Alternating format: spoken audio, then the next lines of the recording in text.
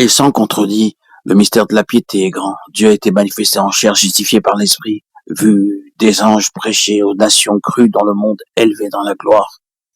1 Timothée 3,16. Notons que le mot traduit par piété dans ce passage est unique dans le Nouveau Testament.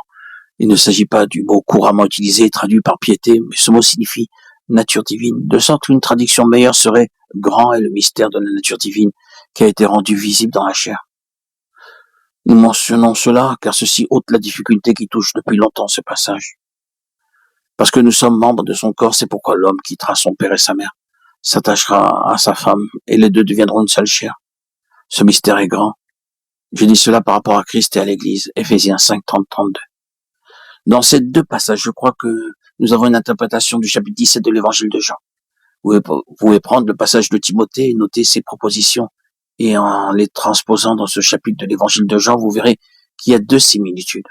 L'une avec Christ personnellement, et la deuxième avec ceux qui constituent son Église.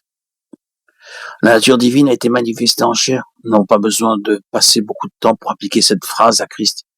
Il n'y a aucun doute que ceci le concerne, qu'il est celui à qui cela convient, qu'en vérité il était Dieu manifesté en chair, et que la nature divine fut incarnée en lui. Jean 17 fait allusion à ce fait de manière très absolue. Ils ont cru que tu m'as envoyé. Verset 8. Puis Jean 17 transpose ces deux choses dans l'Église, et quoique cela ne soit pas le plein dévoilement donné ultérieurement par les écrits du Nouveau Testament, lorsque le Saint-Esprit viendrait pour révéler toute la vérité, cela suggère clairement la vérité qui est sur le point de s'accomplir. Nous pouvons même dire que cela introduit cette vérité, moi en eux, verset 23. Cela indique clairement une compagnie constituée comme un organisme, comme un corps duquel ils sont les premiers membres, ce noyau auquel d'autres doivent être constamment ajoutés par la proclamation de l'Évangile.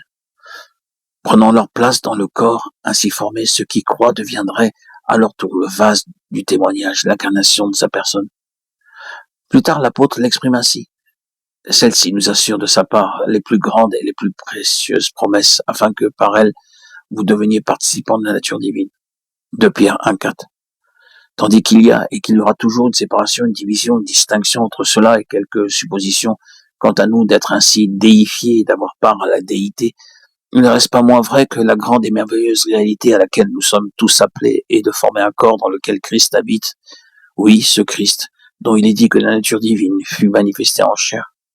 Un objectif en vue, en ceci, était que cette manifestation ne cesse pas dans ce monde avec le retour de Christ dans la gloire, mais que ce soit perpétuer la manifestation terrestre de la nature divine par son corps comme cela l'avait été par lui-même.